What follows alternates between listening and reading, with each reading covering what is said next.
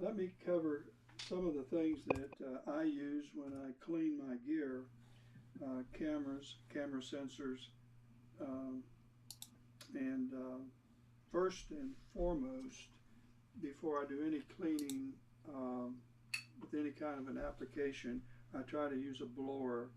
And this is a Giatto blower. It's very handy to have. You've seen them in camera stores. It's a good place to pick one up, but it does a good job if you're in the field. You can fire some air into your sensor area and can sometimes loosen up the dust and get it off. But I do most of my cleaning at home and not when I'm out at the telescopes.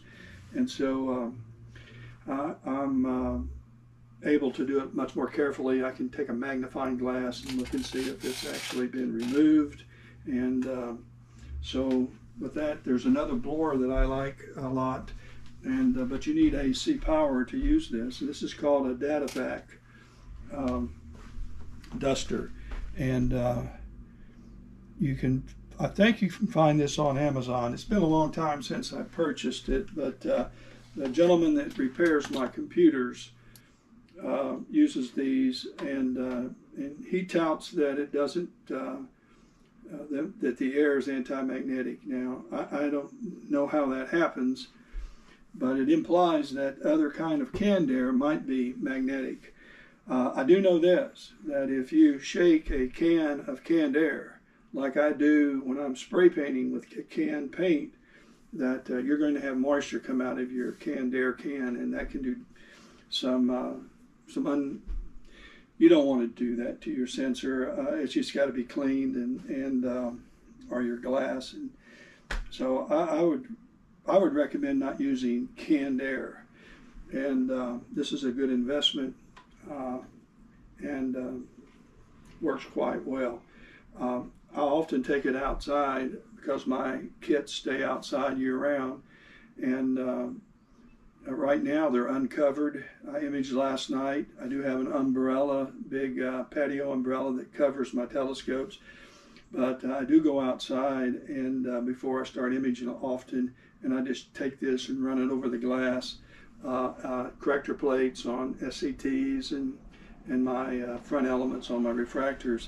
I'll sometimes take the camera off, but if I don't want to reshoot flats, I just leave it alone. And flats get rid of a lot of that. You don't have to worry about it. But from time to time, you're going to have to maintain your sensor and your glass, and it's going to require that you do some heavy lifting type of cleaning. And so, what are the tools?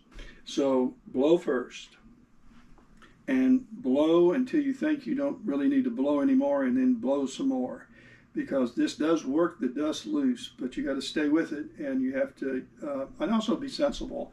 You don't want to, this is a powerful stream of air.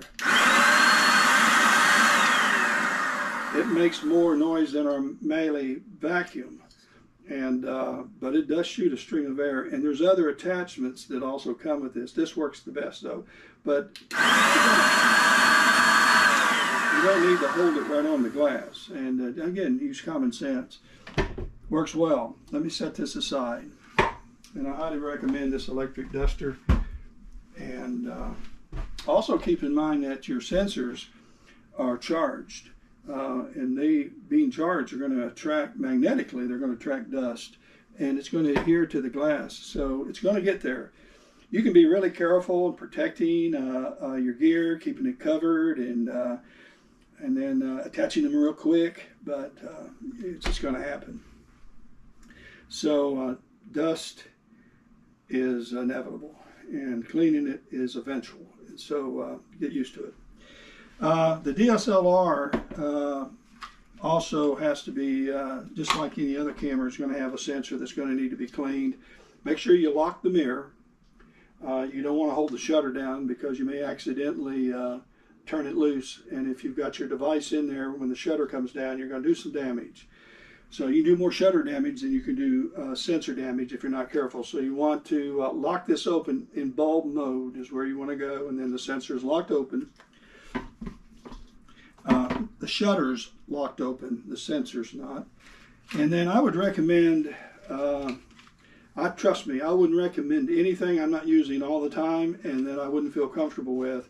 The Nikon USA repair people use something very similar to this, and they may be using this, it just doesn't have a brand name. If you ever go to their site or any of their repair centers, these little sticks are laying everywhere. And it's a wonder they can still use them, but I highly recommend them. They're called Dust Aid. And you tell I'm a creative cameraman. I'm a one-man show. And this is what you get. You get several different applicators, one applicator and different applicants that you can stick on here. But with your DSLR, if your sensor is locked open and it's not, you can go all the way down in there and just lightly touch. Use this one. Just lightly touch the glass and pull it off. And the sticky adhesion on this will not leave any residual on your glass. It just will not. And you don't have to throw this away. You can use it over and over again because the stuff this pulls off ain't going anywhere. It's on this. It ain't coming back off. So you can just kind of roll it on your glass this kind of lightly and then pull off. And surprisingly, things that you didn't think you'd be able to remove are removed. I try never to do this. When I say try never, I'm never going to do that.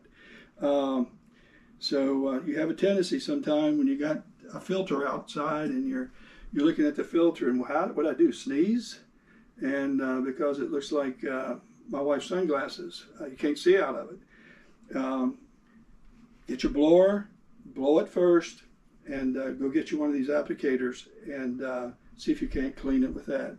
When you can't, because of what's on there, then that's when I would use a solution of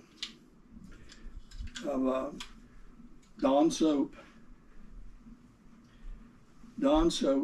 and water. And this is about half a teaspoon, whatever that is, of Dawn soap. The rest of it's water. Look how blue it is.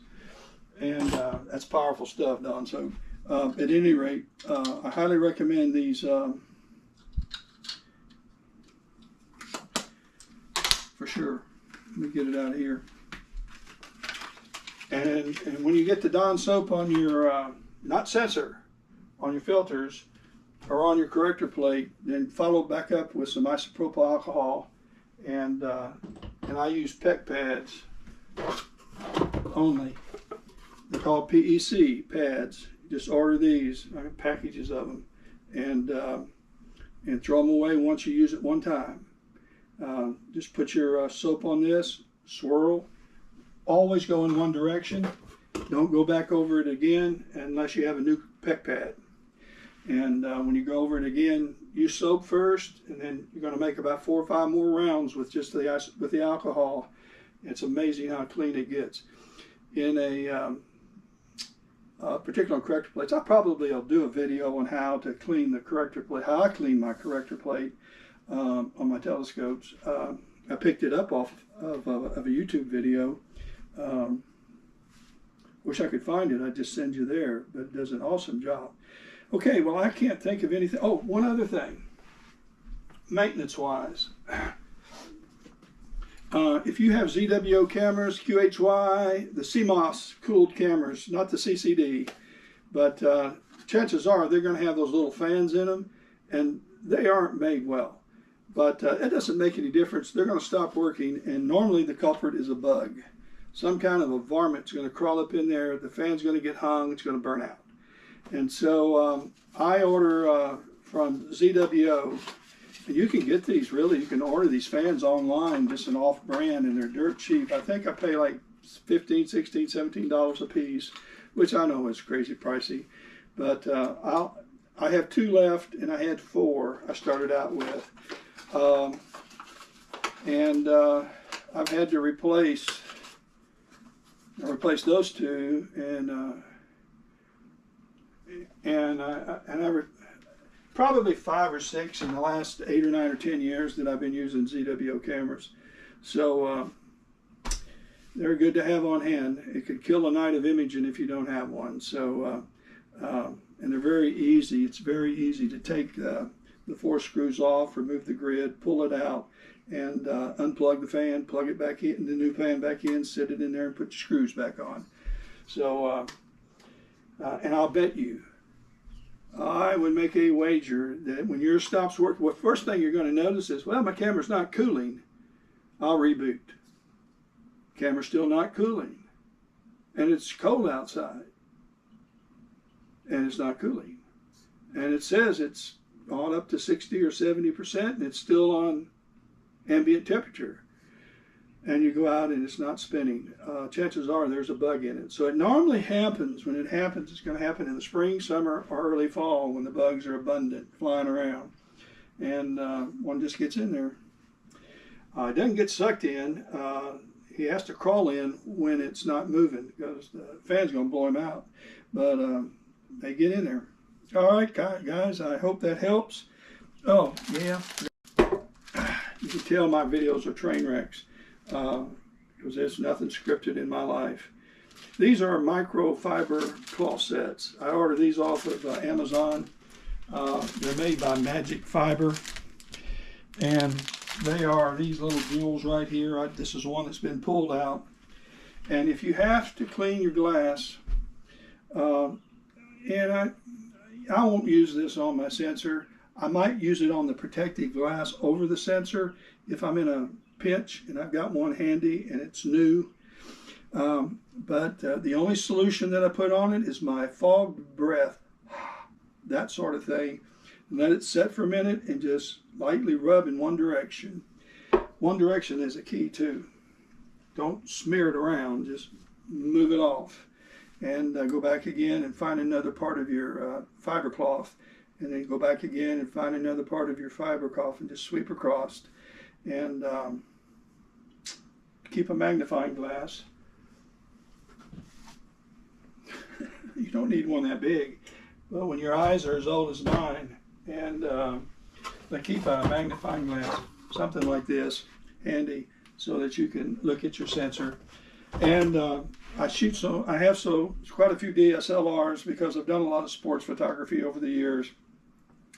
And cleaning the DSLR is something you just have to do the sensor. Don't be afraid of it. They're easy to clean. And you really aren't going to damage it because you're going to be extremely careful when you stick these things in. But don't spray, blow, but don't spray anything in here, and don't try to use any kind of solution to clean them. There's all kinds of things out there that you can buy. Don't waste your money on it. If you're going to waste money on the dust age. You'll be glad you did. Have a good day, and I sure hope that this has been a help. Okay, let's